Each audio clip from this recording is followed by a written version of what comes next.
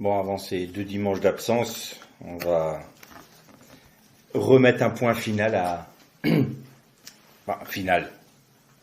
On va rajouter quelque chose aux dernières méditations, parce qu'à chaque fois que je pense que c'est fini, je vois que c'est des petits compléments, donc je ne vais pas m'aventurer à dire le point final, on verra à la rentrée ce qu'il en est. Donc je vous invite à ouvrir vos Bibles dans l'évangile de Jean, au chapitre 17, et on va lire à partir du verset 20. Jean chapitre 17, verset 20.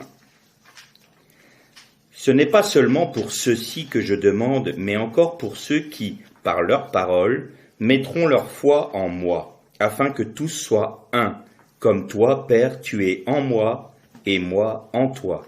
Qu'eux aussi soient en nous, pour que le monde croie que c'est toi qui m'as envoyé. Et moi, je leur ai donné la gloire que tu m'as donnée, pour qu'ils soient un comme nous sommes un. Moi en eux, et toi en moi. Pour que soit accompli dans l'unité, et que le monde sache que c'est toi qui m'as envoyé, et que tu les as aimés comme tu m'as aimé. On arrêtera là pour l'instant la lecture. Lors des dernières méditations, on a parlé du combat de la foi, du combat spirituel. On a aussi vu ce qu'était de porter les fruits de l'esprit, et qu'en fait c'était porter Christ. On a détaillé un tout petit peu ce qu'était l'œuvre de la croix, c'est-à-dire une œuvre de mise à mort, de résurrection, d'ascension, de position à la droite du Père. Et là, il y a une parole de Jésus qui est très importante et qui c'est pas que je crois, c'est que je suis certain, le christianisme dans son ensemble a complètement omis de prêter attention à cette parole. C'est une prière que le Seigneur Jésus a faite à son Père, et il est évident qu'il n'y a aucune prière que le Seigneur n'ait faite qui n'ait été exaucée. Donc, question. Si le Seigneur Jésus est toujours exaucé, puisqu'il l'a dit à un moment à ses disciples, je te prie Père, et tu m'exauces toujours, quand il priait à son Père plutôt. Tu m'exauces toujours. Jésus a bien dit cela. Tu m'exauces toujours. Donc cette prière est exaucée. Reprenons. Je te prie Père pour qu'il soit un, comme nous sommes un. Eux en moi, et toi en moi. Moi en eux, pardon. Et on voit bien que il parle d'unité. Il parle d'un élément qui est un. Pas premier, un. Et ce qui est intéressant, c'est que il va dire une parole assez étonnante. Il va dire, je leur ai donné ma gloire qui était dès la fondation du monde. C'est assez étonnant. Et je leur ai donné cette gloire pour qu'ils soient un, comme nous sommes un. Alors, on peut passer sur cette prière en se disant, oh, le Seigneur, il dit, voilà, il parle de sa gloire dans les cieux, il nous a donné sa gloire. Mais pourquoi nous donner sa gloire pour que nous soyons un? Qu'est-ce que ça veut dire? Donc, on va essayer un peu de creuser la question, et on va être obligé, comme le dit Jésus dans sa prière, de revenir aux fondations du monde. On va revenir un peu dans le livre que je préfère de la Torah, la Genèse. Je raffole de ce livre. C'est un livre où tout est écrit, tout a été dit, toute l'histoire de l'humanité et au-delà sont dans la Genèse. C'est un livre, je pense que j'aime beaucoup les évangiles, mais dans la Torah, la Genèse, j'aime beaucoup ce livre. Et alors, je t'ai donné la gloire, je leur ai donné la gloire, ma gloire, que j'avais dès la fondation du monde, pour qu'il soit un. Alors le mot un en hébreu, vous savez, c'est echad. Et où trouve-t-on pour la première fois dans la Torah le mot echad? Un, c'est pas parlant de Dieu. Ou du moins, pas explicitement. La première fois qu'on trouve un mot dans la Torah, il a une valeur particulière. Je vous avais déjà parlé de la Teva. La première fois où on a vu Teva, donc l'arche de Noach, c'était avec un tav, Tevat.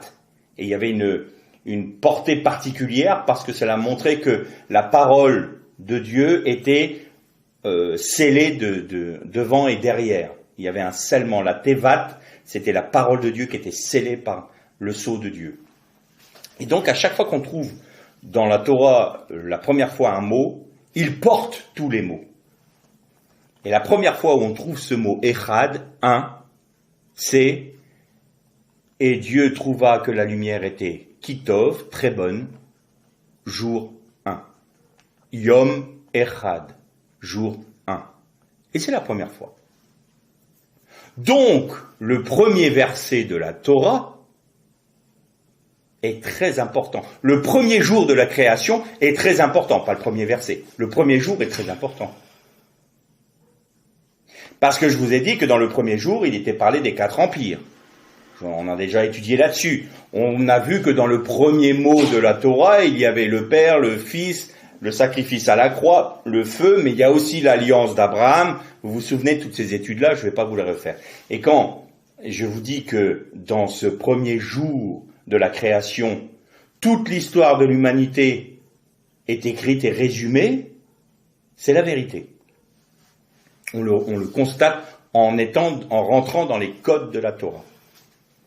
Et alors je sais que je suis pas le seul, plusieurs étudient ça, c'est pas moi tout seul qui ai trouvé, par exemple, l'alliance, Brit et Esh, le feu qui passe entre les deux mots qui forment le mot Brit, alliance en hébreu. C'est pas, je vous avais fait un cours Zoom, je me souviens, avec le nombre de Aleph, 6 Aleph qui correspondent aux 6 jours de la création, et un Aleph caché, codé dans le texte hébraïque, de manière à montrer le millénium. Donc tout cela, je suis pas tout seul à le découvrir, bien évidemment, et encore heureux, parce qu'autrement, je pense que on serait bien pauvre, parce que je suis pas un super génie, évidemment.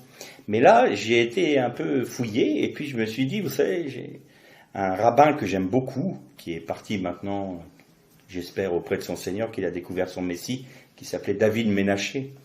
Je raffole de ce rabbin, un peu dur avec les chrétiens, mais j'aimais beaucoup ce qu'il a apporté. Et il disait, vous savez, même les mots et les lettres sont importantes dans la Torah.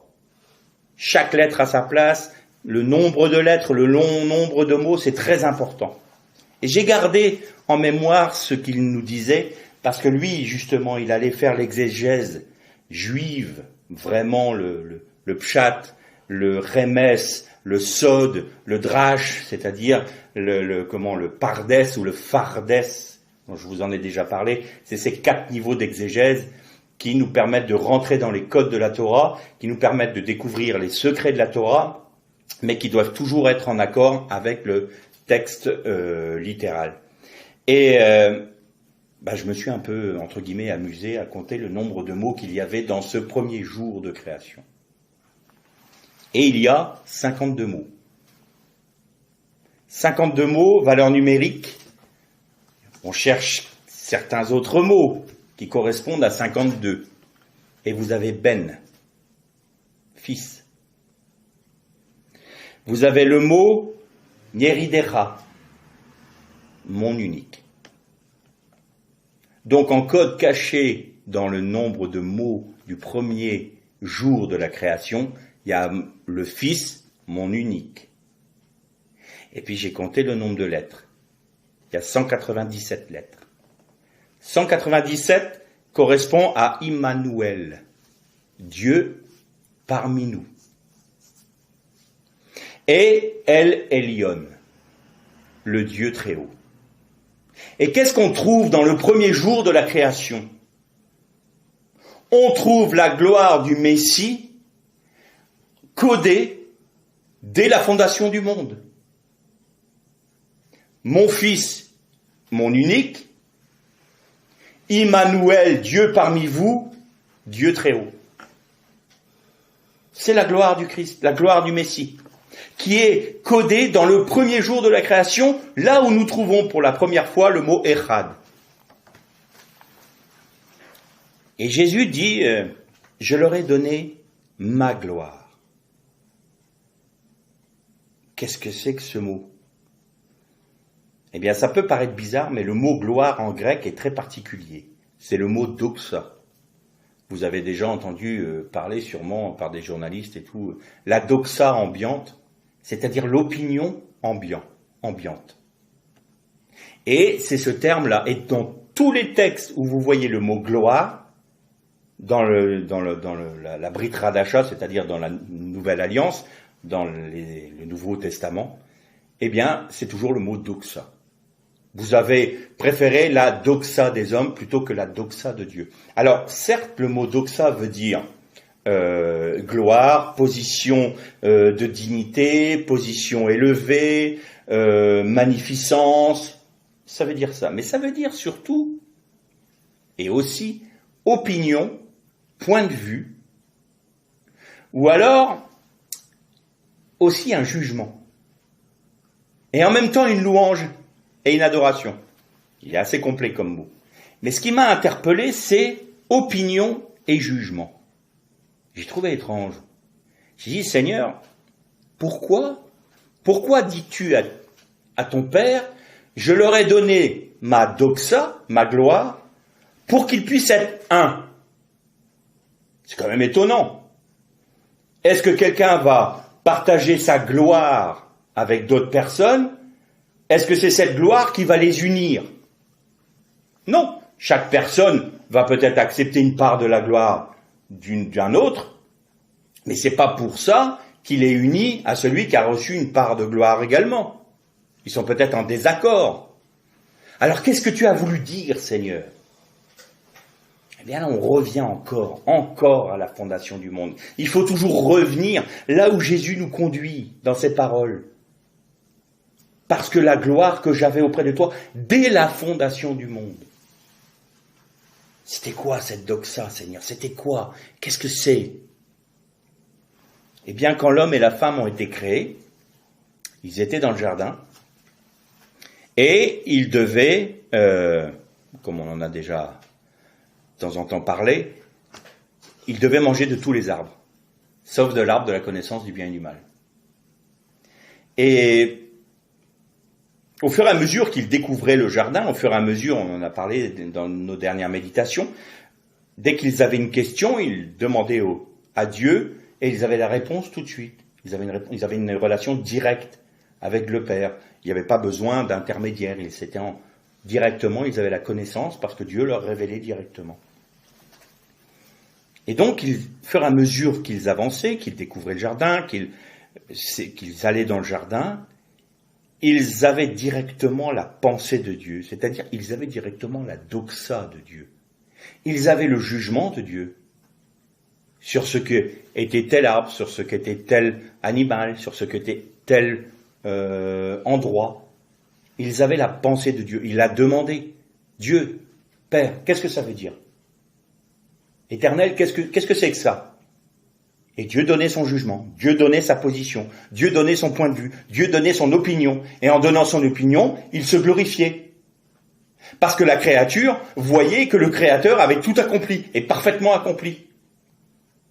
Donc, donner son jugement, quand Dieu donne son jugement, quand Dieu donne sa position, quand Dieu donne son opinion, quand Dieu donne son point de vue, il démontre sa gloire, sa doxa.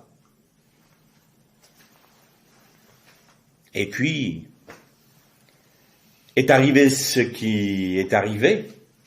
La femme a été séduite par le serpent. Je ne vais pas vous refaire le cours sur Rivi, Rava, la femme qui est, entre guillemets, unie avec le serpent. Et elle va manger de l'arbre de la connaissance du bien et du mal. Mais quel était le point de séduction que Satan, par le serpent, lui a proposé? C'est « Dieu sait très bien que le jour où vous en mangerez, vos yeux s'ouvriront et vous serez comme des Elohim, comme des dieux. » c'est-à-dire Elohim veut dire aussi juge. Ça veut dire créateur, mais ça veut dire aussi juge, qui est capable de juger ce qui est bien de ce qui est mal. C'est ça que ça voulait dire dans ce contexte. Dieu sait très bien que quand tu vas manger du fruit de l'arbre, tes yeux vont s'ouvrir et tu pourras par toi-même juger, doxa, ce qui est bon de ce qui n'est pas bon, de ce qui est bon et de ce qui est mal. Donc ce n'est plus Dieu qui va te donner sa gloire, c'est toi qui vas prendre ta propre gloire et qui va l'établir comme étant l'opinion à laquelle tu veux te ranger. Donc on est passé de la gloire de Dieu, de la doxa de Dieu, à la gloire de l'homme, la doxa de l'homme. Et qu'est-ce qu'elle a fait? Elle en a donné à manger à son mari. Or, il y a une chose essentielle. Nous savons très bien que quand le serpent a séduit la femme, il y a eu une séparation dans le couple. Il y a quelque chose où ils ne se sont plus compris. Il y a quelque chose qui s'est brisé dans le couple même, d'Adam et de la femme, de Ish et Isha. Il y a eu aussi une rupture, une séparation entre la dame dans sa plénitude, c'est-à-dire Ish et Isha, et Dieu. Il y a une brisure qui s'est faite dans la création. Là où les serpents entrent en action, là où le Satan rentre en action, il y a séparation, division. D'ailleurs, diabolos en grec veut dire le diviseur. Et c'est intimement lié à la doxa. Doxa de Dieu ou doxa de l'homme.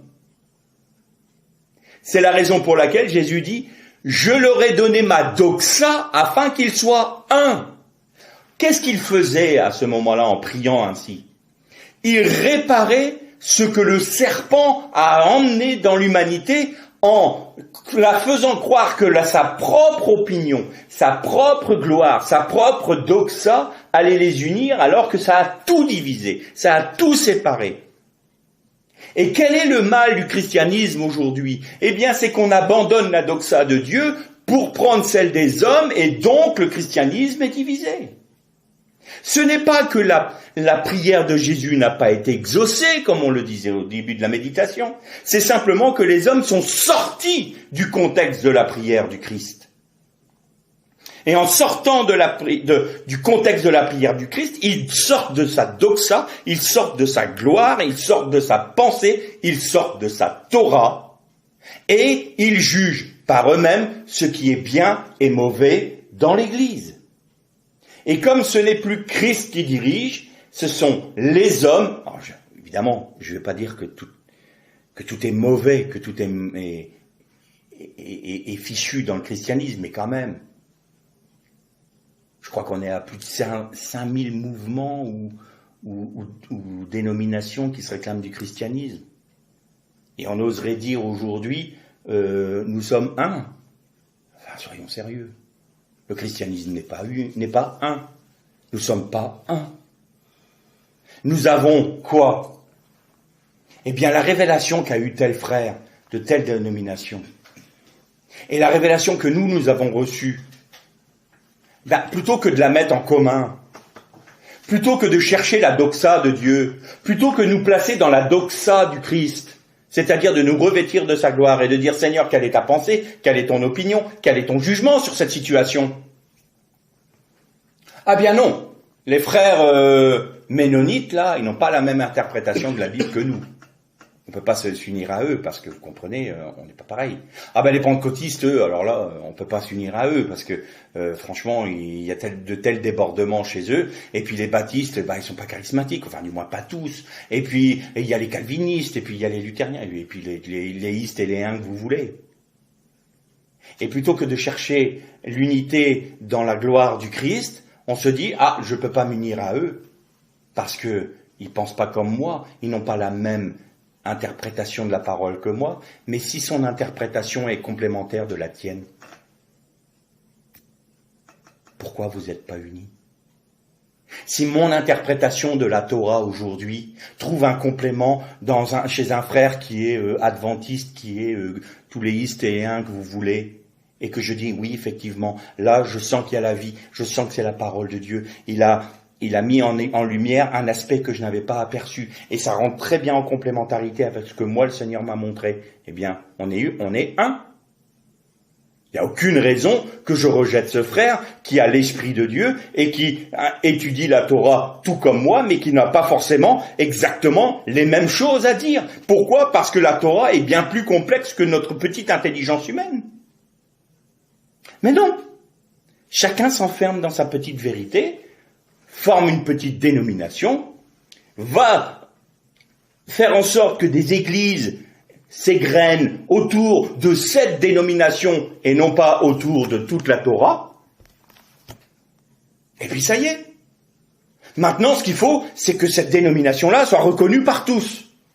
Par les pouvoirs publics d'abord. Alors, quelques concessions, quelques petits trucs, du moment que nous, on fasse du nombre. Et puis voilà. Et qu'est-ce qu'on prêche là ? On prêche une dénomination.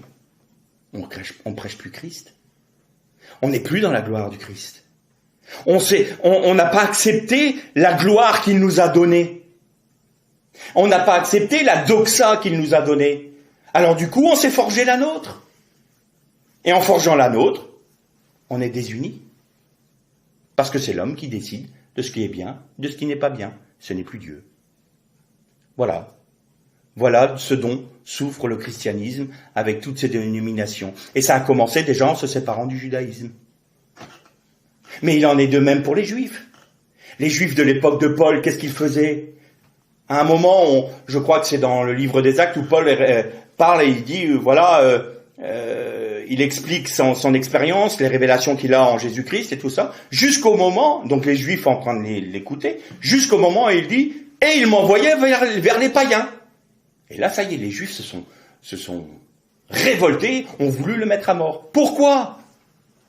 Parce que l'identité du peuple d'Israël, c'était la Torah. Si tu ouvres la Torah aux nations, l'identité d'Israël risque de mourir. Eux, ce qu'ils voyaient, c'était l'unité d'un peuple. Mais ils ne voyaient pas l'unité que Dieu proposait à toute l'humanité dans la Torah. Bien sûr que le peuple juif, le peuple d'Israël est le peuple de la Torah, bien évidemment. C'est à eux qu'elle a été donnée. C'est eux qui ont reçu les commandements en Moïse. C'est en son sein qu'est né le Mashiach. C'est une évidence. Ça serait vraiment être complètement stupide de nier cela en tant que chrétien.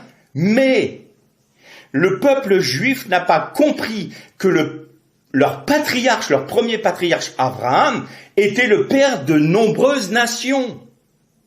Et donc il fallait, puisque les peuples sont par essence pas du sang d'Abraham, il fallait qu'ils soient rattachés par une promesse, par l'alliance.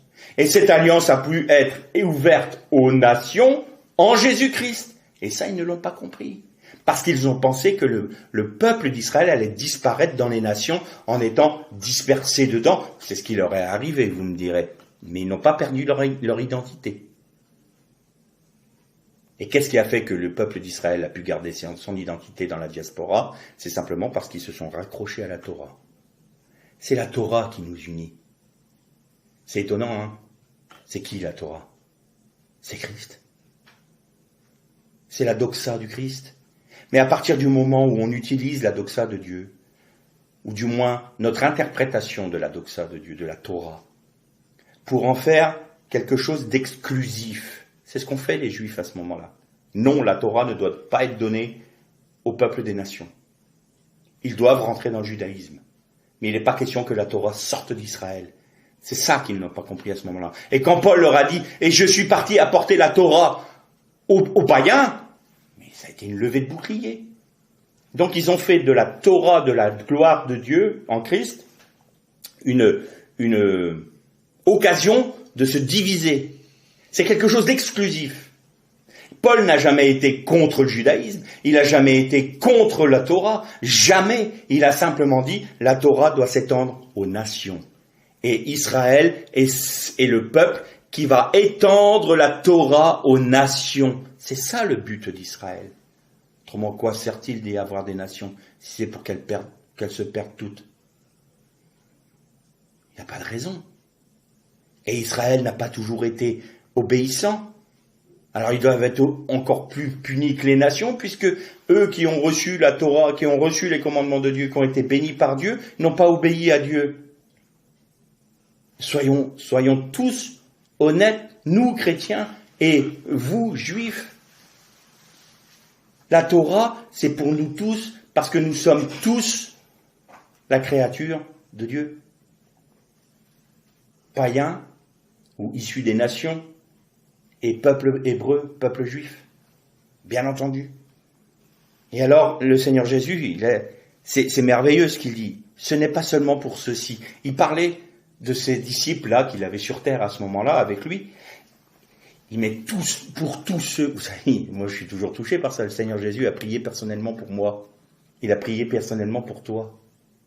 Je te prie pour ceux qui encore croiront par leurs paroles. Ils priaient pour nous.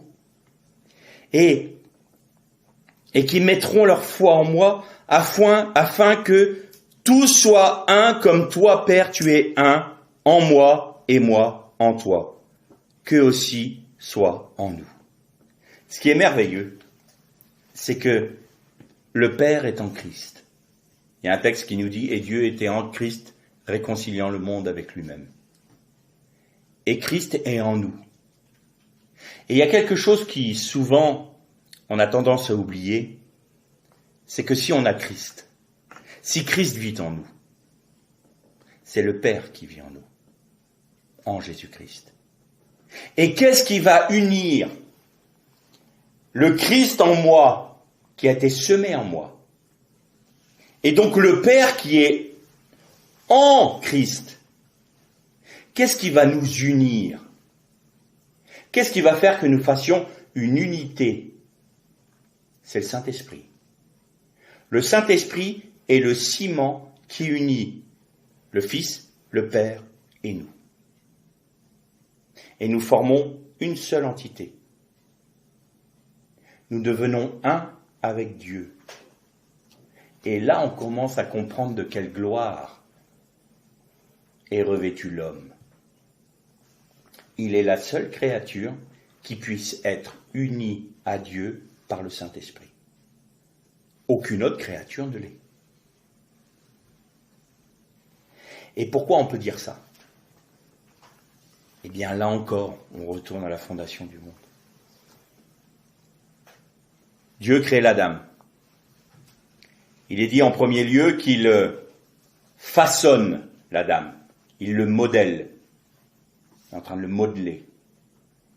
Il lui fait sa forme avec la poussière de la terre. Et ensuite, il le crée. C'est les deux verbes qui sont employés. Il façonne l'homme et Dieu créa l'homme. Étonnant comme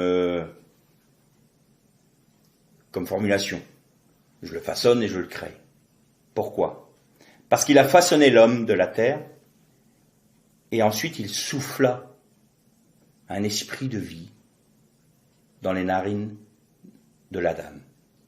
Et il devint une âme vivante. Là, c'était l'acte de création.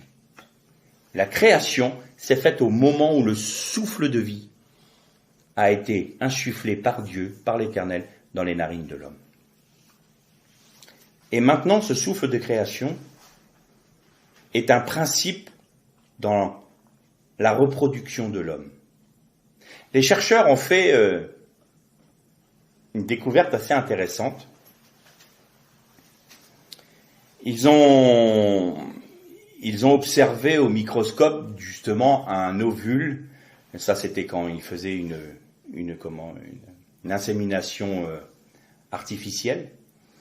Donc, quand ils implantent le spermatozoïde dans l'ovule, en 1/1000 de seconde, il y a un flash lumineux.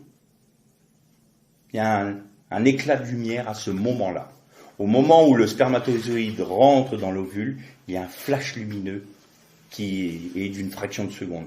Alors évidemment, en mettant les images au ralenti, on voit ce flash à ce moment-là. Et la science ne fait que découvrir ce que les rabbins déjà disaient à l'époque. Ils disaient quand l'homme et la femme s'unissent, l'Esprit de Dieu est au-dessus d'eux. Et au moment de la procréation, il l'insuffle. Quoi? Que la lumière soit, la lumière fut. Il y a un flash lumineux parce que l'Esprit de Dieu souffle dans cette cellule qu'est l'ovule, qui a reçu le complément de Ish, donc Isha qui reçoit le complément de Ish, c'est une création. La lumière de Dieu est sur cet enfant. Et ça pose un problème, parce que tout le monde discourt sur l'âge à laquelle on peut avorter. Et là, il constate qu'il y a quelque chose qui se fait. Il y a certains chercheurs qui ont dit, ça veut dire qu'il est une personne à part entière au moment de ce flash lumineux. Donc avant même la division cellulaire, la cellule est un enfant, est un être. Alors il n'est plus de question de tant de jours ou tant de semaines. Il est question qu'à la moment de la procréation, au moment où le spermatozoïde rentre dans l'ovule, l'enfant est un enfant. Parce que Dieu a créé l'homme à ce moment-là. Il y a eu création. Et ensuite, c'est l'inverse de l'Adam, parce que l'Adam n'est pas sorti de la femme. Mais quand il sort de l'Adam, qu'est-ce qu'il fait? Dieu crée, et ensuite il le façonne dans le sein de sa mère. Vous voyez la logique? Dieu façonne l'Adam de la terre, parce qu'il est attaché à la terre, et ensuite que la lumière soit. Il le crée. Et bien là, quand l'homme et la femme s'unissent, il crée l'homme. Et ensuite, il le façonne dans le sein de sa mère pour qu'il voie le jour. C'est comme ça que Dieu fait. Et cette créature qu'est l'homme, il est le seul à avoir cette particularité du souffle de Dieu dans ses narines. Parce que tous les animaux qui ont été donnés sont des animaux, des êtres animés. Mais ils ne sont pas un esprit vivant. Ça veut dire quoi? Ils n'ont pas la capacité de juger. Ils n'ont pas la capacité de savoir, d'entendre Dieu qui leur dit c'est bon ou c'est pas bon. Ils vivent par comment? Par instinct. C'est leur instinct qui les conduit. Et quand l'homme se retire de Dieu, quand l'homme nie à Dieu le fait qu'il est sa créature, il veut revenir à un état animal, c'est-à-dire il veut réagir par instinct. Et il se retire de la vie. Et donc il ne peut pas avoir la doxa du Christ, la gloire du Christ, parce qu'il s'est retiré de la vie. Qu'est-ce qu'a fait Jésus quand il est ressuscité? Donc il se sacrifie, il meurt sur la croix pour réconcilier le monde avec le Père. Et il n'y a pas de hasard dans ce qu'il a fait. Vous savez qu'à l'époque de Yom Kippour, et d'ailleurs le sacrifice de Jésus est une forme de Yom Kippour, il est l'agneau pascal, il a été mis à mort à l'heure exacte où l'agneau était égorgé. L'agneau pascal était égorgé pour le sacrifice pascal, mais en plus il était le bélier qui faisait l'aspersion du sang, il faisait Yom Kippour. Bien. Quand le grand prêtre sortait du Saint des Saints, après avoir fait l'aspersion du sang sur le couvercle de l'arche, c'est-à-dire le caporette, et devant l'arche, le fait qu'il sorte vivant, c'est que l'aspersion du sang avait été agréée par Dieu et qu'il pardonnait au peuple. Et la première chose qu'il faisait, il se mettait sur les marches du temple, en haut des marches du temple. Vous savez, vous aviez un grand escalier en arc de cercle à la sortie du temple. Il se plaçait là et il criait de toutes ses forces le tétragramme. Et le peuple tombait à genoux et adorait Dieu. Et après, il disait cette phrase, « Shalom Aleichem », que la paix repose sur vous. Que la paix de Dieu, le shalom de Dieu repose sur vous. Shalom Aleichem. Jésus rentre dans la chambre haute, qui était fermée à clé. Et qu'est-ce qu'il dit? Shalom Aleichem. La paix soit sur vous. Lisez le texte. Que la paix soit sur vous. Shalom Aleichem. Et pourquoi il n'a pas crié le tétragramme? Parce qu'il est le tétragramme. Il est la miséricorde de Dieu, qui est mort à la croix pour nous racheter, pour racheter les disciples. Et il arrive, Shalom Aleichem. Et maintenant, vous avez une nouvelle création. Qu'est-ce que nous dit le texte? Et Jésus souffla sur eux. Et il reçut l'esprit. Et Jésus souffla sur eux. Ils sont sortis de la doxa des hommes pour rentrer dans la doxa du Christ à nouveau. Et là, nous retrouvons encore une fois, comme l'esprit, l'âme, le corps, l'état initial du Jardin d'Éden, eh bien nous retrouvons l'initialité du Jardin d'Éden parce que l'homme a la capacité à nouveau en Jésus-Christ de suivre les commandements de Dieu et de marcher selon la pensée de Dieu en Jésus-Christ parce que Jésus leur a donné sa doxa, nous a donné sa gloire, nous rend participants à sa gloire. Et en acceptant la doxa du Christ, c'est-à-dire son opinion, son jugement sur nous, son point de vue sur nous, eh bien nous sommes rentrés de facto en Christ dans sa dignité, dans sa magnificence, dans sa gloire et dans son état élevé. À chaque fois que nous placerons notre propre doxa humaine avant Christ, Dieu ne s'impliquera pas.